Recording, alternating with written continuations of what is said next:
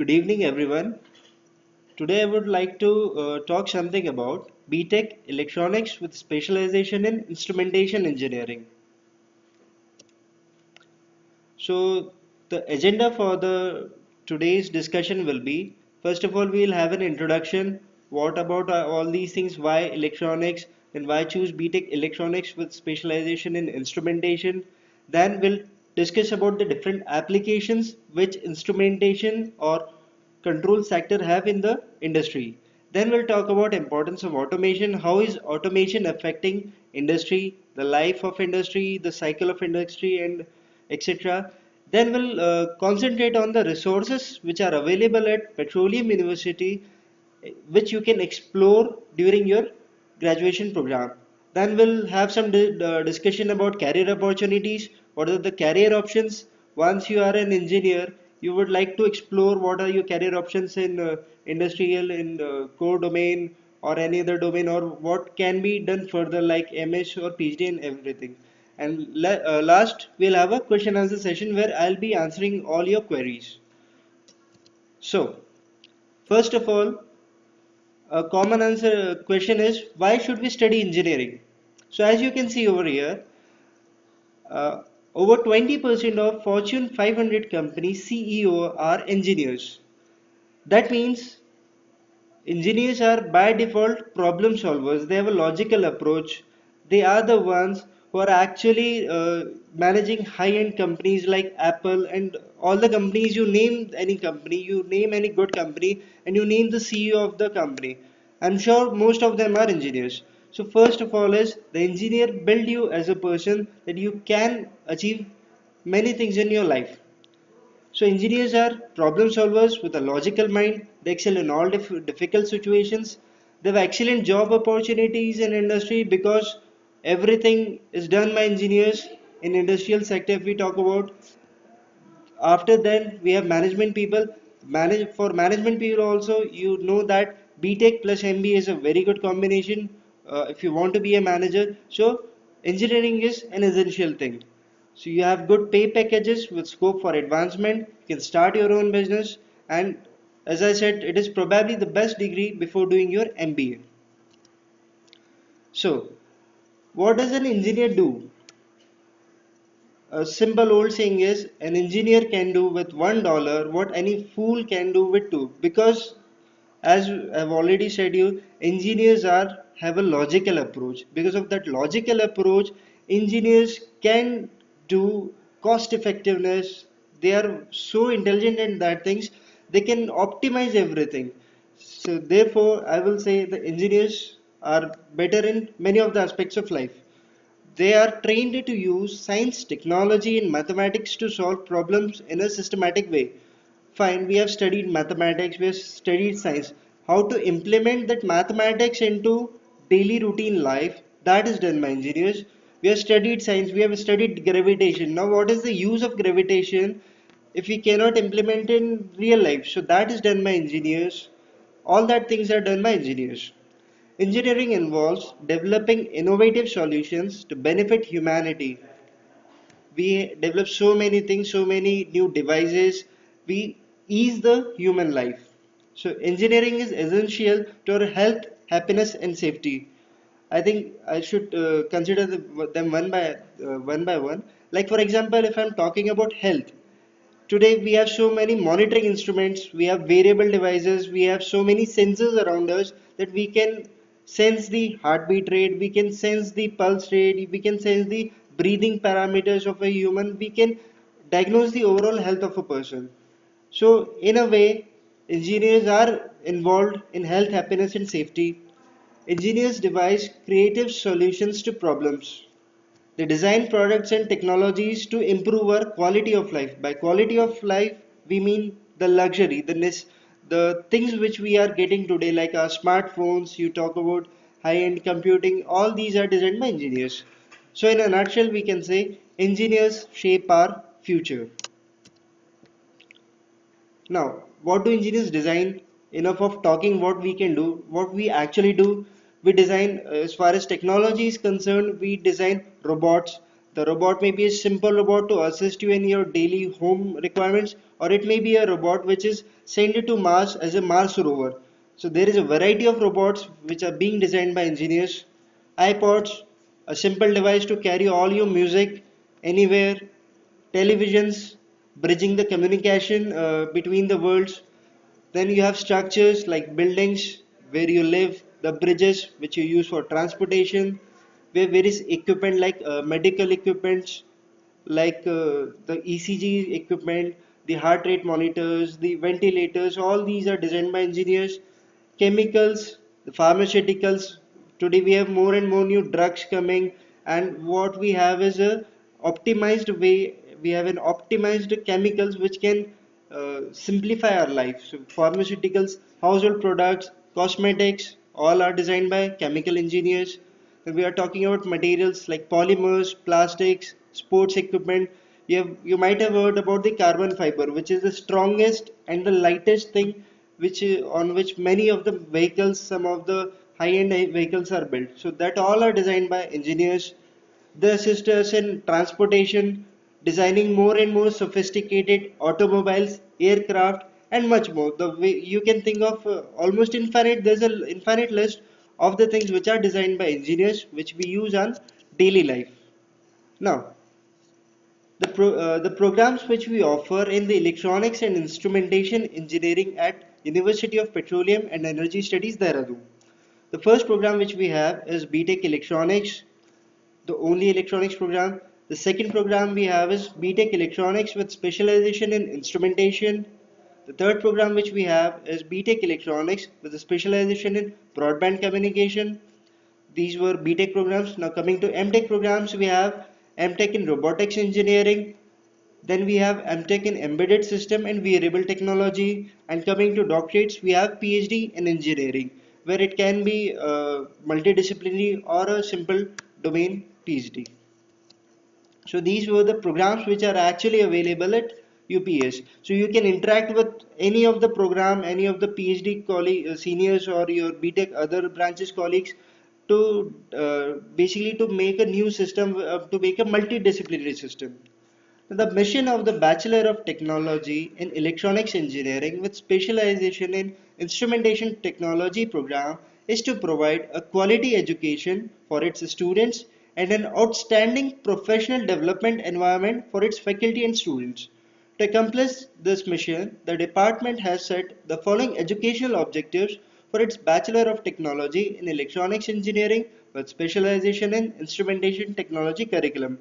Now, these program objectives will tell you what will be our focus for the 4 years which you're devoting here. Because if you're devoting your 4 years here, you should be able to pinpoint it that what I'm getting here, what I was before coming to university, what I am after I have done my 4 years degree, and what I have gained.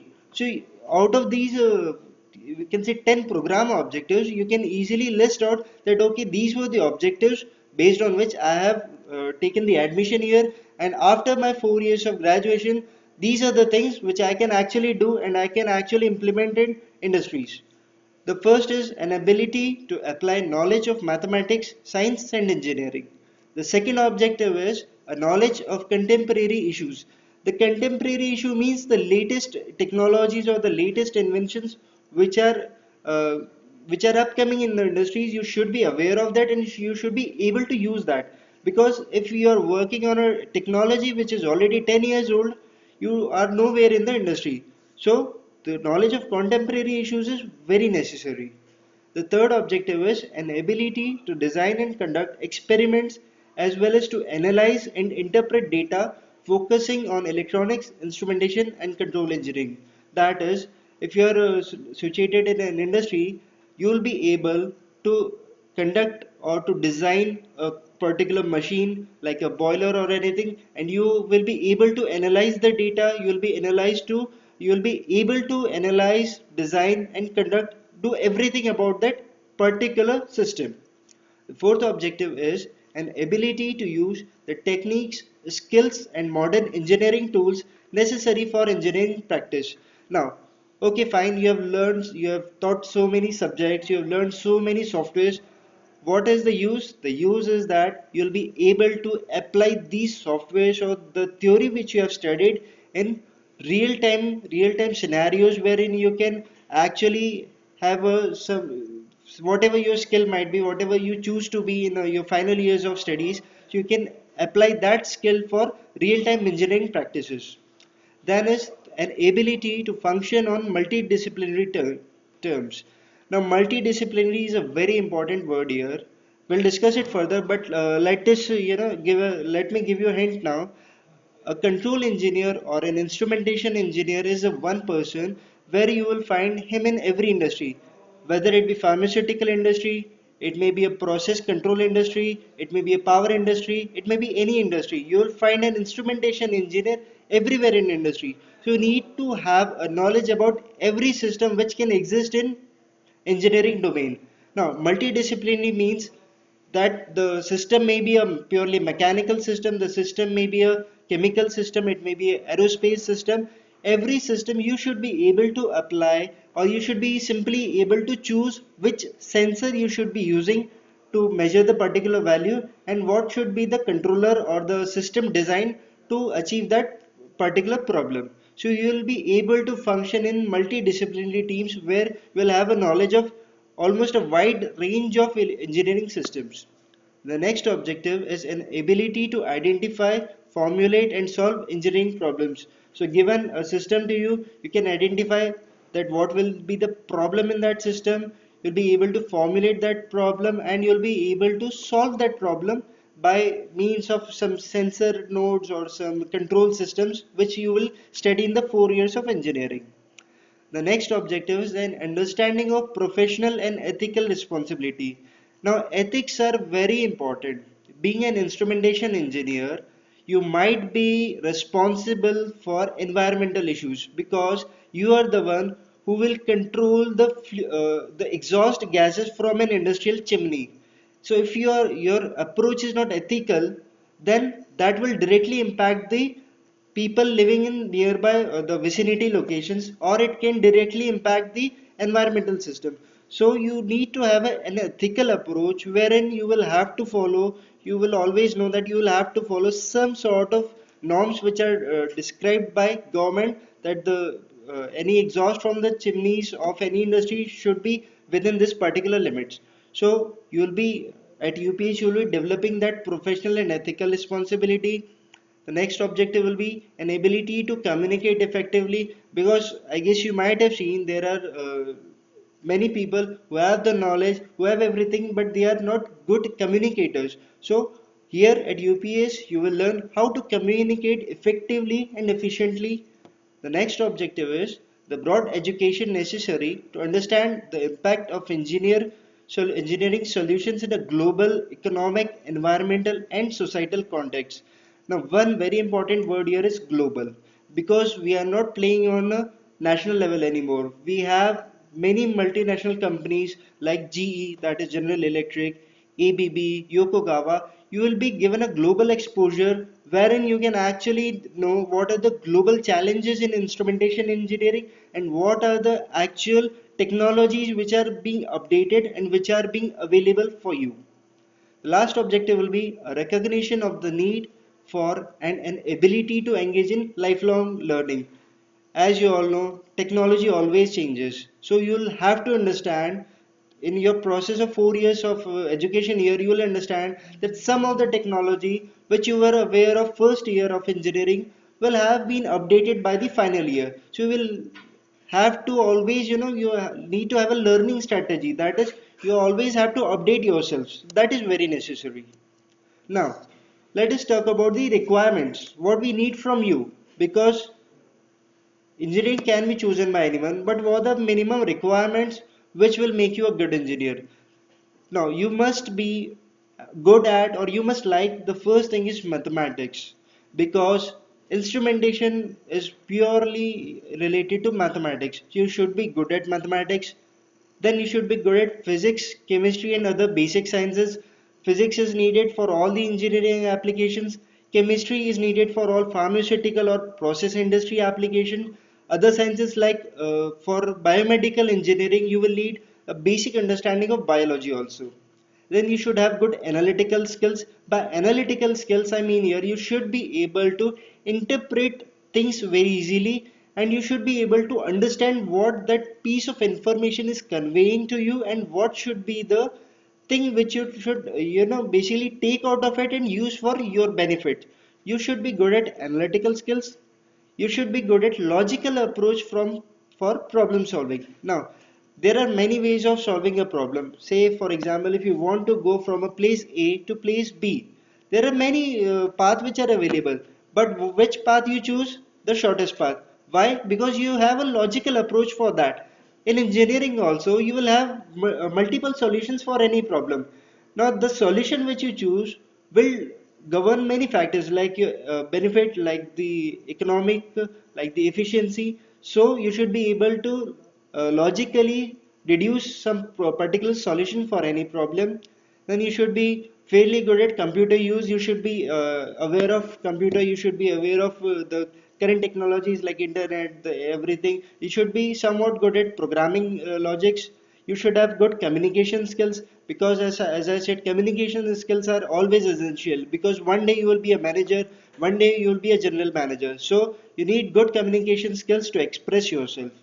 You should be innovative and curious, because the curiosity is only one thing which will take you from the ground level to the up level. So you should always be curious. And the last thing which we need is you should be have a tendency to play with instruments. Like we have given you some sensor, and you should be have a tendency, okay, what is the use of the sensor, what is the limit of using of the sensor, and you should be able to build in a constructive manner, not in a destructive manner, that simply dismantling everything and you're not able to uh, make it again. So you should be a building nature, and you should be able to play with the components. Now let us talk about instrumentation system. That what is actually instrumentation?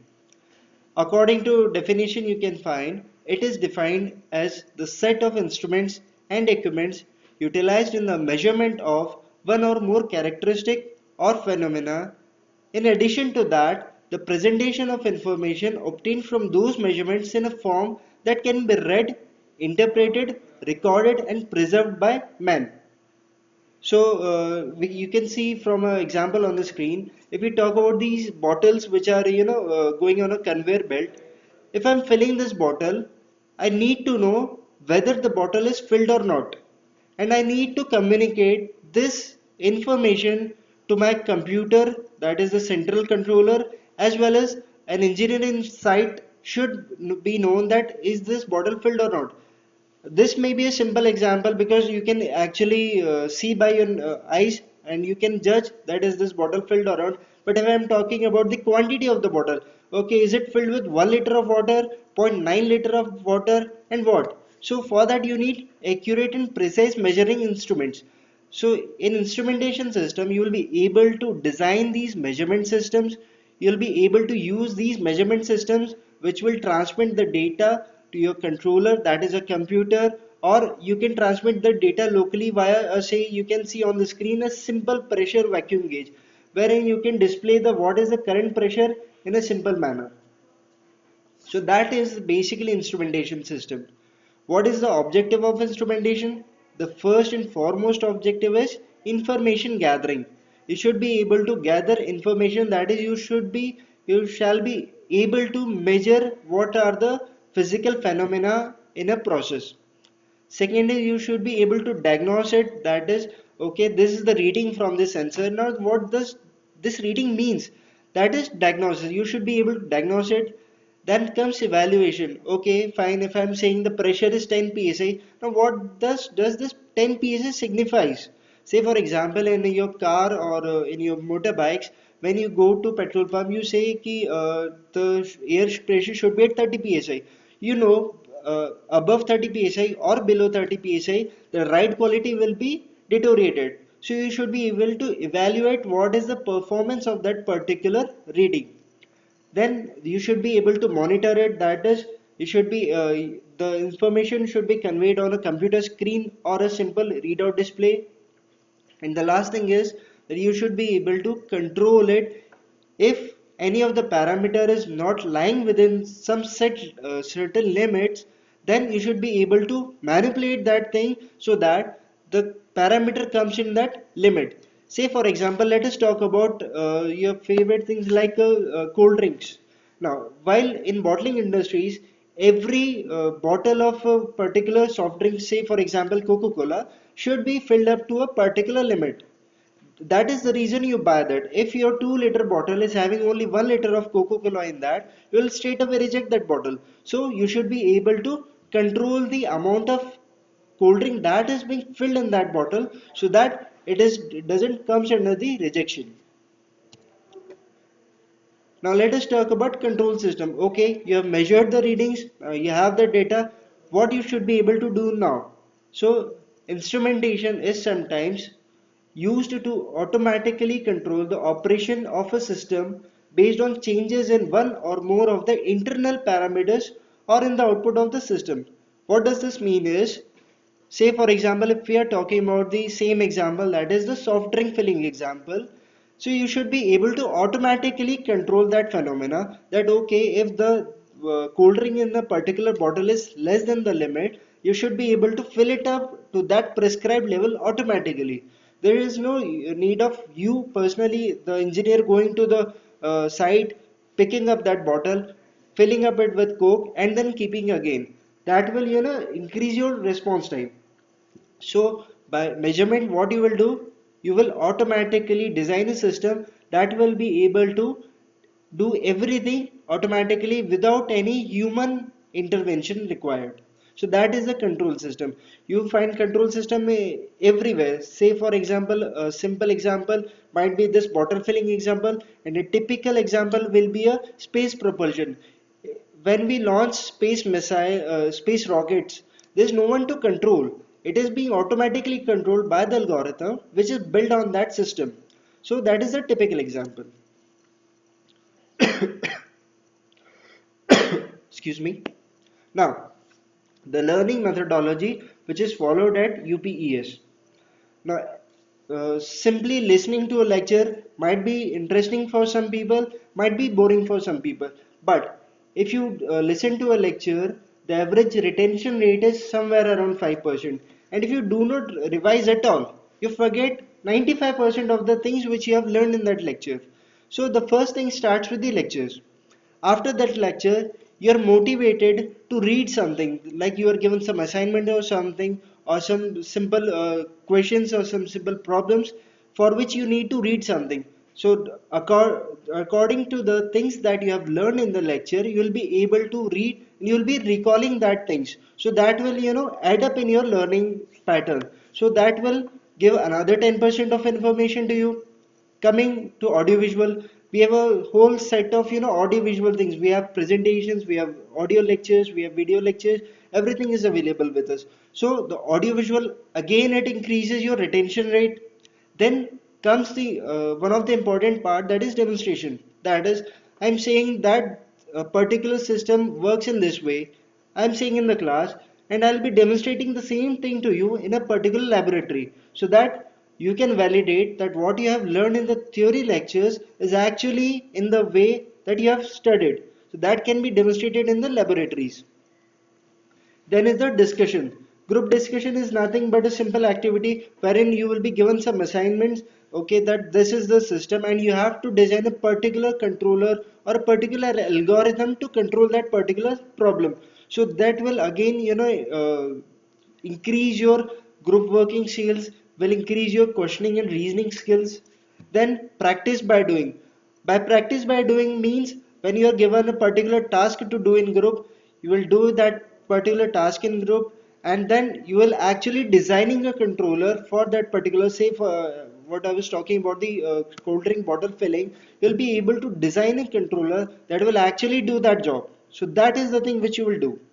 And obviously teach others or immediate use. That is, by teaching your friends something or discussing with them will also increase your attention rate. So this is the actual learning pyramid which we follow in UPES.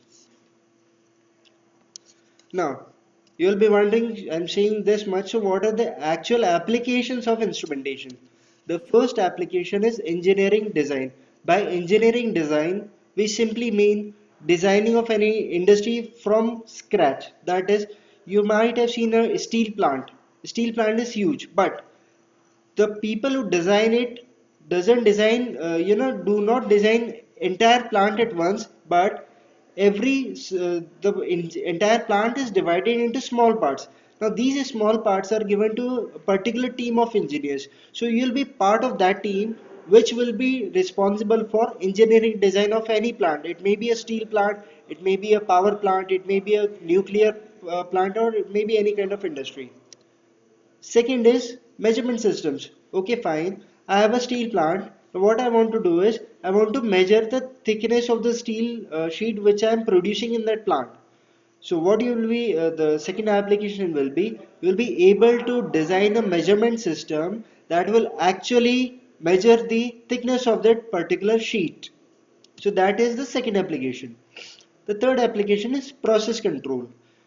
The process control mainly refers to process industries. What is a process industry? A process industry is a chemical industry. Now, by chemical industry, what is your applicability in chemical industry? That is a role of a chemical engineer, if you might think, but no. The process control mainly deals with, say, for example, if you are making a particular paint of a red color. Now, the color, the that control is in your hand. The chemical engineer will say that these three compounds, when chemically reacted in certain way, will make a third compound. Now you guys have to ensure that all the three chemicals, say for example chemical A, chemical B and chemical C, these are coming in a proportional values, that is the concentration should be that, and the end product should be according to the desired concentration. So you are the one, the control engineers are the one who will actually design the process control systems. The next application is industrial automation, which is one of the most hotshot application of instrumentation. That is, you will be just sitting in a simple central control room, and from that control room you will have a large array of computers in front of you, and you will be giving instructions to various site engineers that there is some problem in that sector, please go and rectify that. So that is industrial automation. That is, you will be in charge of a central control room and every other thing will be automated. So you have to not only sit on that, but you have to design that system that should be responsible for the automation. The next application is the most, you can say, the fancy one, that is robotics. Now robotics you might have heard in mechanical also, in mechatronics also. So what is different here? See, a robot is always a multidisciplinary thing. You need a team of mechanical engineers, you need a team of instrumentation engineers, need a team of mechatronics engineers for for building a particular robot. So robot is not a single person effort, it is not only a single domain effort. So for robotics, you need every domain working in parallel with each other so that a successful robot is made. You must have heard about the Honda's Asimo robot, ASIMO. That Asimo robot, search behind the team of that robot. You will see a lot of instrumentation people are actually involved in that project. So for every robotic team, you are always a part of some kind of team. You are always some part of that who is actually responsible for building or for proper working on that robot. The next application is nanosensors. You might have heard about wearable devices. The like once you have the smart watches, like you can wear it in your hand and it will give you data about your heart rate or some other data. Now these sensors are actually developed by nanoelectronics people. Now again, it is not a single person job, it is a job of a team. So you'll always be a part of that team because they need instrumentation engineers, because they are the one who knows the phenomena that what sensor will react to which parameters. Say for example, if I want to measure the heart rate, so you are the people who know that this is the particular sensor which will respond to the heart rate, and this should be designed in such a way that the size is minimized. So you're always part of a team of when you are building a nanosensors. A nanosensor have enormous applications today. The next application is medical industry. Now medical industry, I guess you might sometime wonder why medical industry. Medical is a total thing which is a job of a doctor. No, but The doctor operate the people. You might have heard about tele-robotic surgery. You might have seen a typical ICU. It is a typical room where you have at least 5, 7 different sets of equipments that monitor the human parameters like breathing rate, the oxygen level in the blood, the heart rate, the ECG pattern, and all that things. So that is actually designed by instrumentation engineers. If you go to anything like ECG, the most common is electrocardiography. If you find the history of that, that was actually an effort of a doctor along with instrumentation engineer. So you will be able to design ECG systems. You will be the part of the team which is responsible for maintaining that particular equipments in any hospital. So you'll be having a lot of role in medical industry as well. The next application is defense industry. Now, defense industry, the application may be a typical missile. That is, if you want to target some XYZ country, you will launch a missile. The control of that missile is again done by aerospace engineers and instrumentation and control engineers, because the controller is always designed by you people. The aerospace people, what they do is they compute the necessary trajectories and all the things, but the controllers is designed by a team of engineers. So you find a lot of application in defense industries. Next is aerospace and avionics. Again, automatic pilot control you might have heard of. The automatic pilot control is again an effort of a multidisciplinary team which consists of instrumentation engineers, aerospace engineers, and other engineers as well. And space exploration, like I already discussed, the a robot may be a simple robot which assists you in simple household things, or it may be a robot which is sent for to Mars as Mars explorer. So space exploration is one of the field. So these were basically different applications in which you can think of working. Now let us come to the broad fields or the subjects which you will actually study during your engineering. Excuse me. The first field will be industrial control. Now you will be studying industrial control in detail, everything about industrial control, various algorithms, various things. The second is automation. We have talked a lot about automation, how automation is done, that you will study. Robotics, designing of a robot, what are the mathematics involved in designing of a robot, that you will study. Artificial intelligence will be a part of your curriculum. Power system control will be a part of a curriculum which is for power system, that is power plants and all that. Chemical process control will be part of your studies. Electronic devices like amplifiers, filters, and all that will be part of your study. Microprocessors, embedded systems, industrial communication, and signal processing. After studying this, what an electronics and instrumentation engineer will do, he will be able to design a particular system. He will be able to go for a research for a particular system for a particular requirement. He'll be able to develop, implement, and test a particular system which has been designed by that particular engineer. Now engineering tools which you will use in 4 years of your engineering. A most common known tool to every one of you is motor. You'll be playing a lot of around with motors. Then PLC. Now, let me talk something about PLC.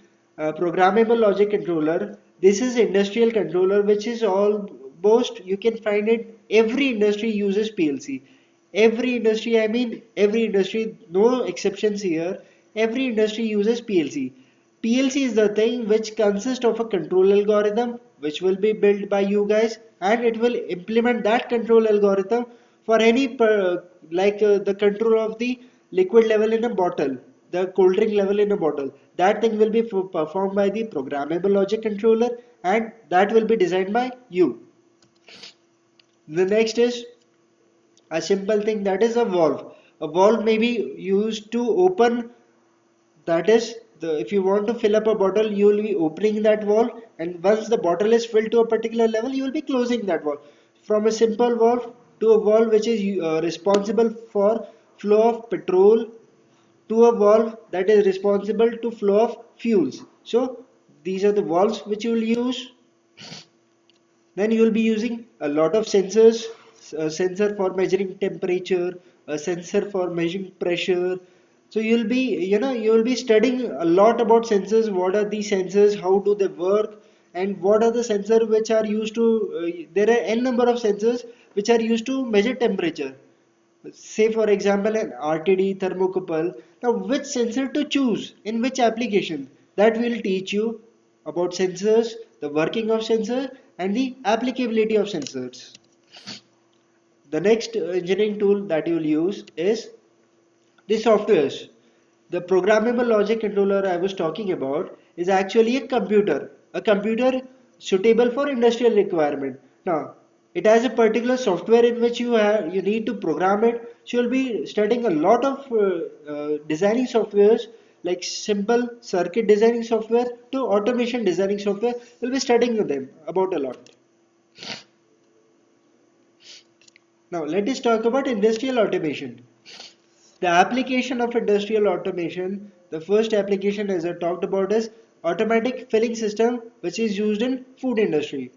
It may be a filling of water bottles, it may be a filling of cold drink bottles, it may be a filling of liquor bottles. So everywhere you find the automation. I guess you might have watched mega factories on Discovery Channel. You might have watched the working of that industry. It seems so complicated because everything is done automatically. There is hardly requirement of any human to be present there. Who does that job? It is an instrumentation engineer who actually designed that automation system, who actually does this on the field. Now the second application is prosthetics in biomedical components. Like you can see here, there is an artificial hand that is attached to a person who has lost his hand.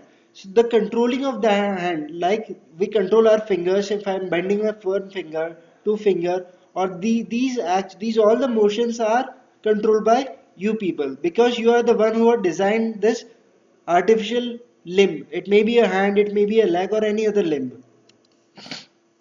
Then industrial robots in automobile assembly.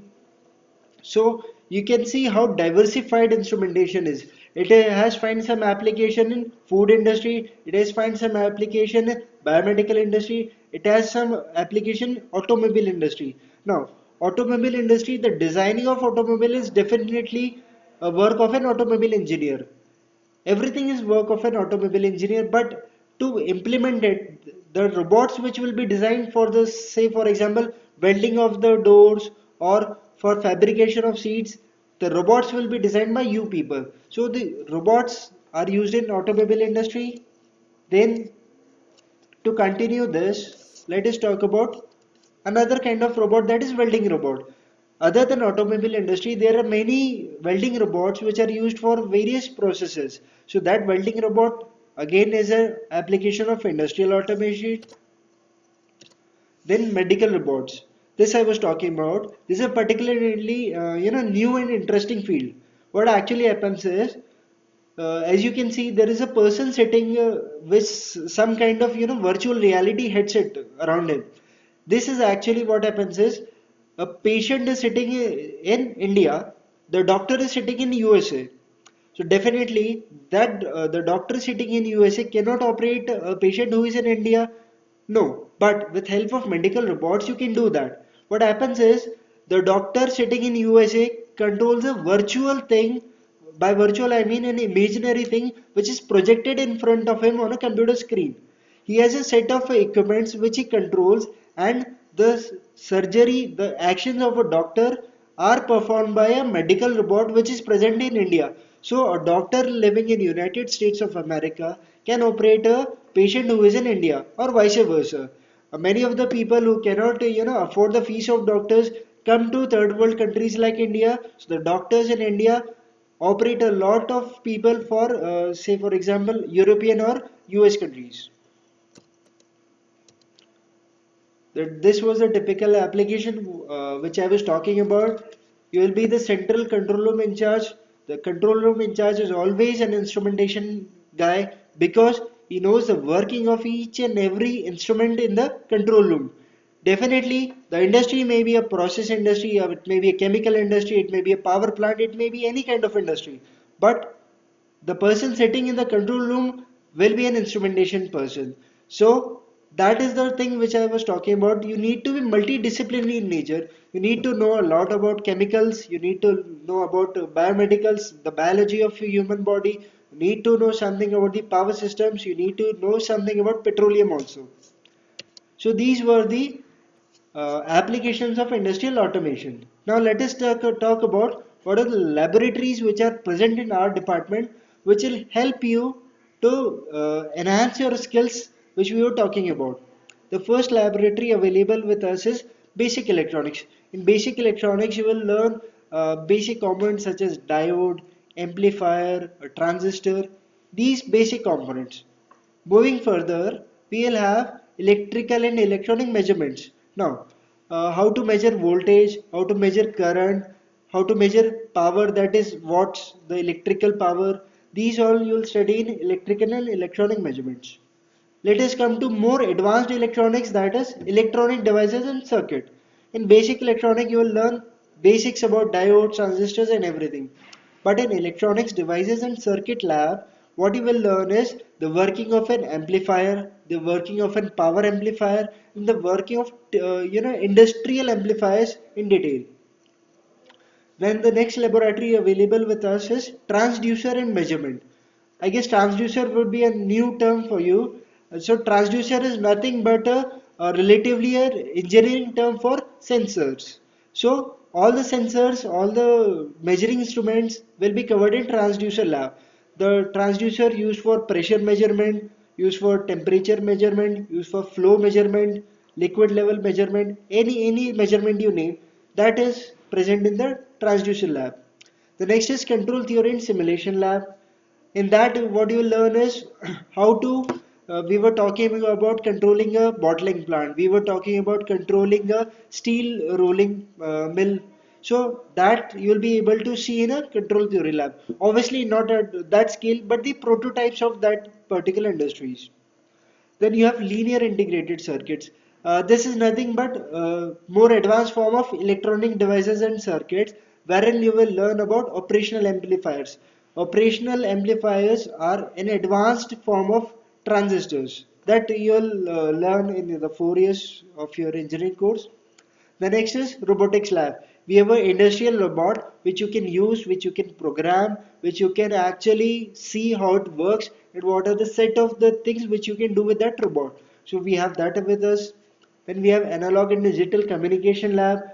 Communication, that is sending some piece of information point A to point B. We have that lab with us. Advanced control VLSI design, that is the controller which are designed for FPG or VLSI applications, that you will study. Microprocessor and microcontroller, advanced microcontroller. Then we will have a PLC lab. The PLC which we were talking about, that every industry has a PLC which is heart of the control of that industry. We have a high-end PLC lab here. The PLCs are the same which are used in industry.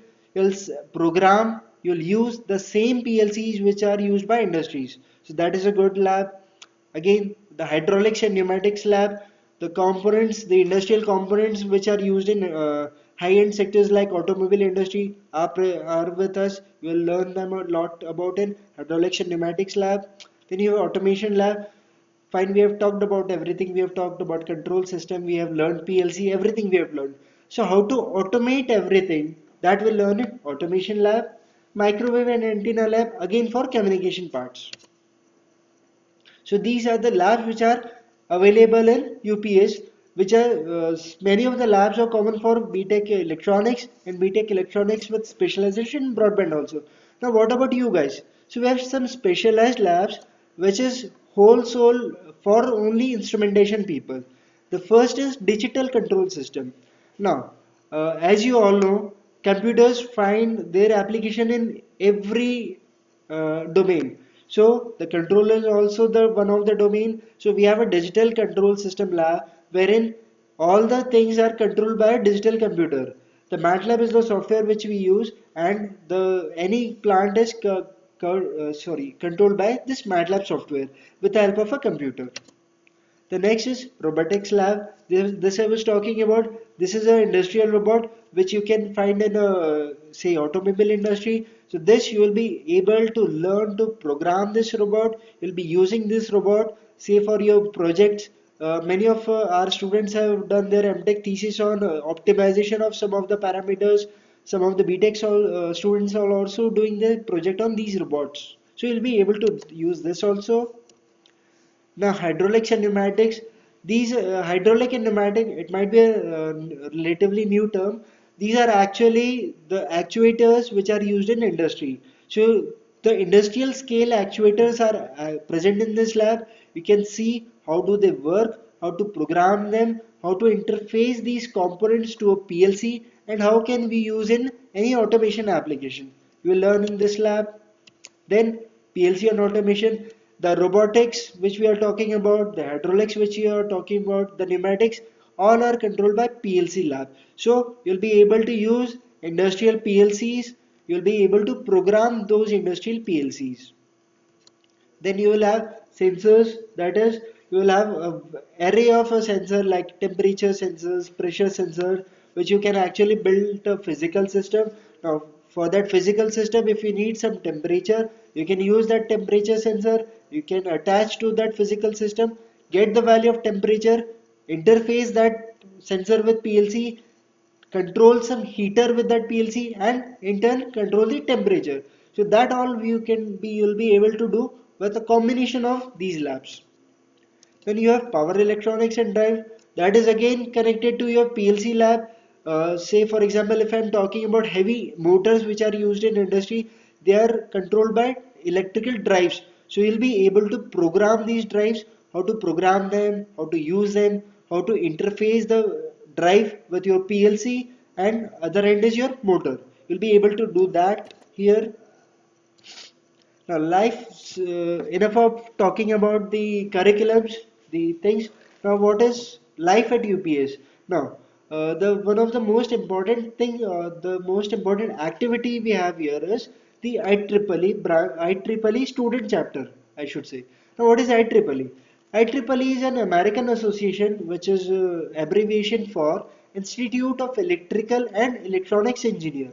Now, what they do, it is an international association of engineers from industry, from academics and students. So what they do is they discuss what is the industrial control challenge, what is the current challenges in industry which people are facing, that is being transferred to researchers and professors, and that is being transferred to students. So you are a part of a team which is actually building or which is actually developing some new techniques.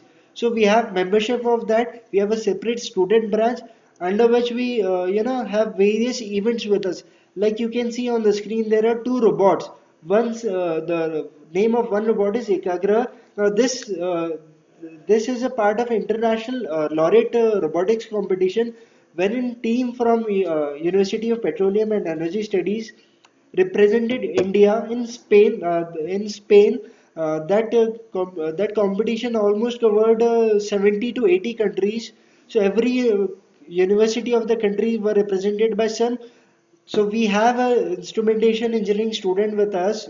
He's in third year right now. He was a part of the team which developed this robot. So as I said earlier, you'll always be a part of the team for development of robotics. So we actually do here. We don't only talk about these in the webinars. These we actually implement with the help of our students. The next, you can see there are various robotics competition. So you can see the picture of our campus, the library. We have a well-equipped library wherein you will get a lot of books to read from, a lot of reference materials to read from. As you can see, Honorable President is a part of our convocation ceremony. Then you have, I'm sorry. Then you have various cultural events, various competitions to enhance your other skills also other than curricular activities. So we have a lot of co-curricular activities with us. Then let us talk about the advanced design and analysis software which are there in our university. So this is a list of some of the typical software which are actually used in industry.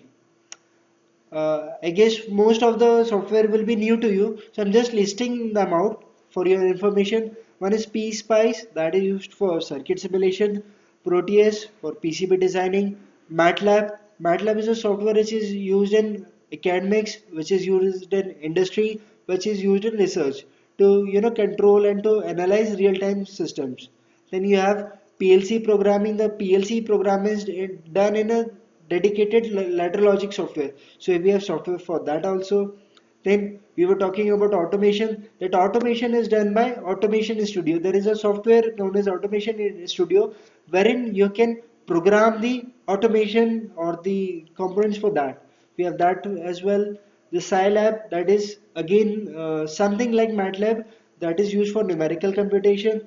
Then we have DSpace, that is the interaction between a computer and a system that is analog in nature. So DSpace is one of them. We have Xilinx. Xilinx is nothing but a tool for VLSI design, wherein we develop some kind of electronic circuit, burn that circuit in a small chip so that it can be used as a standalone controller.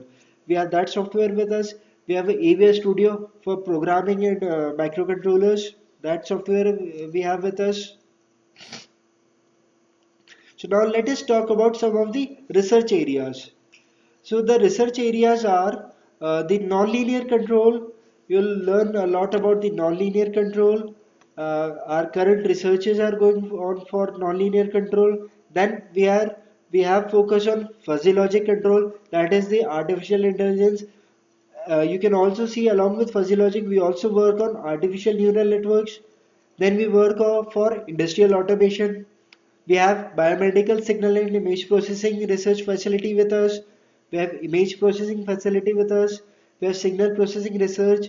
So you can see a lot of research is going on, a lot of domains. You can be a part of any domain which you, after when you study 2 years of engineering, you will automatically align yourself. Okay, so this is the thing for me. I'm interested in this particular research. So you might find any of them suitable for you. Then let us talk about the job roles which an instrumentation engineering will find application about. So the job roles, if I'm talking about the, you can say the prospect jobs for control and instrumentation engineer. So we have we have six basic role which can be by for an instrumentation engineer. Under that basic role, you can find the detailed role for them. That is, you can be a part of industrial automation team. You can be a part of maintenance engineering team. Can be a part of commissioning technologist. Can be a part of biomedical. You can be a part of research. You can be a part of engineering management. The person who is not no longer interested in technicalities can be a manager. So you have every sort of opportunity available with you after doing in your instrumentation engineering. Then what you have is the job function. Now, uh, the previous slide which gives you the job roles in instrumentation. Now these are the percentage of people who are actually in that job role. So you will see the major chunk of the the available with instrumentation is automation or control engineering. That is, these are the people who are responsible for designing an automation for a particular industry. 35% of job roles are dedicated, not dedicated, I should say, are occupied by these people. At various, you have various other job roles which are like technical application support, system integration, and all that jobs.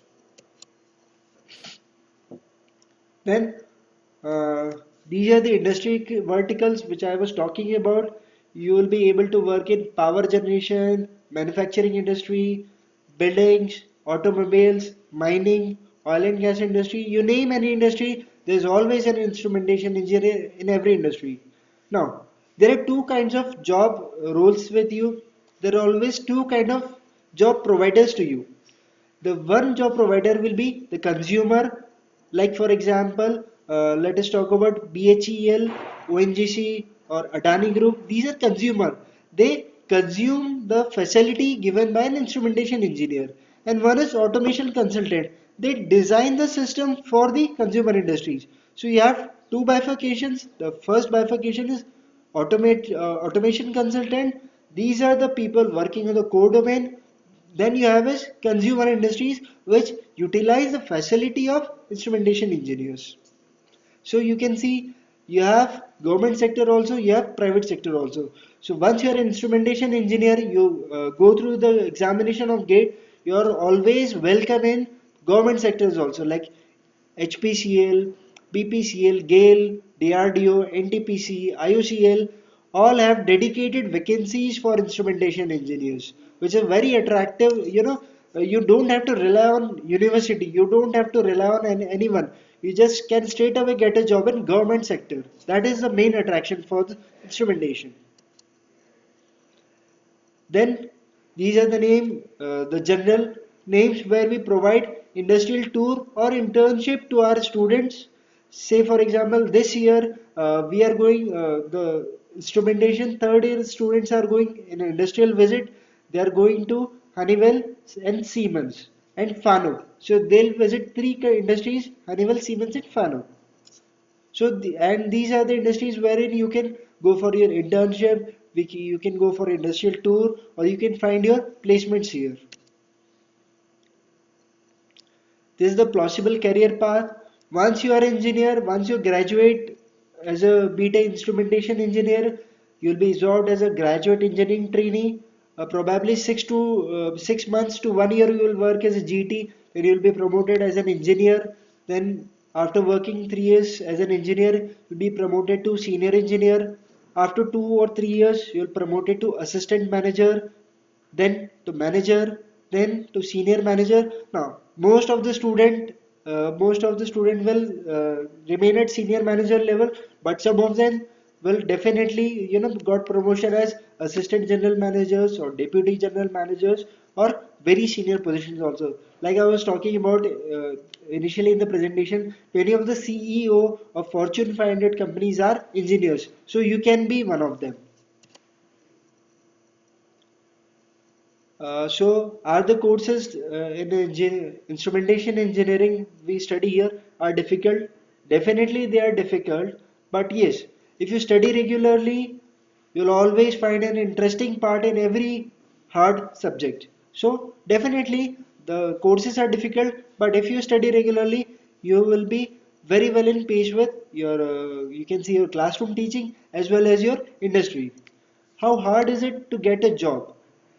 It is not very hard to get a job in instrumentation because as I said earlier, instrumentation engineer are required by each and every industry. You name any industry that is automated, there is an instrumentation engineer. Uh, because the time is less, I'm sharing only one testimonial from industry. That is, we have a testimonial from a very senior person in industry, Mr. Shubhankar Bhattacharya ji, who was former executive director for Airports Authority of India. He has a very positive response for instrumentation engineers. I think I don't need to read out the whole paragraph, but you can see by yourself that the terms which we were talking about, the PLC, the automation, the sensors, all are covered here. So, the instrumentation engineering are versatile engineers which find their application in every engineering vertical. So with this, I conclude and I look forward for your questions and concerns. So you can type in your questions and let me know if you want to know about anything.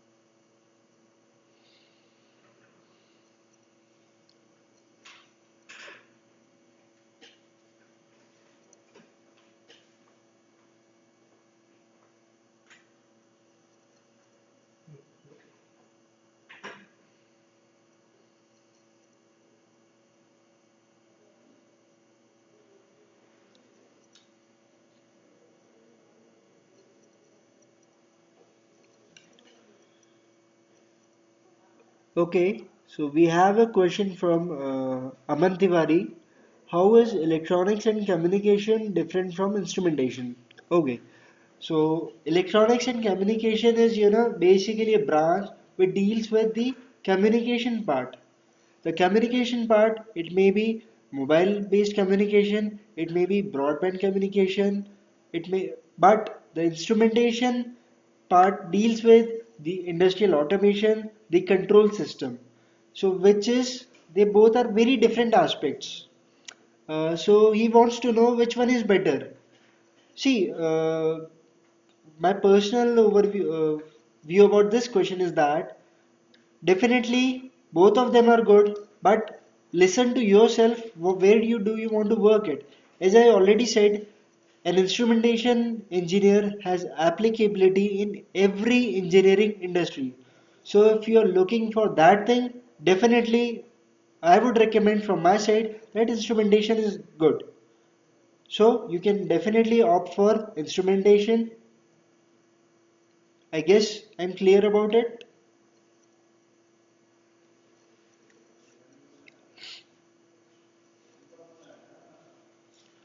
Any other queries?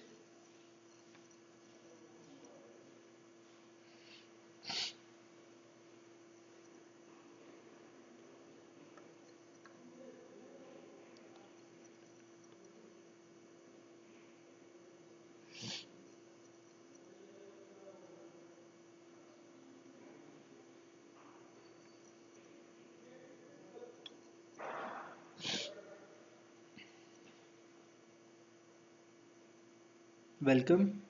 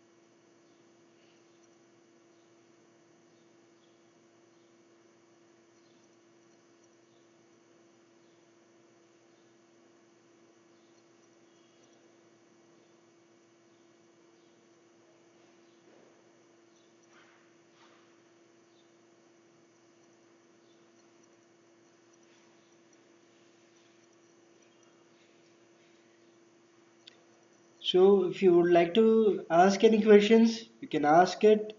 We can have an interaction through the chat session. Any comments or any concern which you like to know about? It may be related to the branch or it may be related to the facilities available at UPES.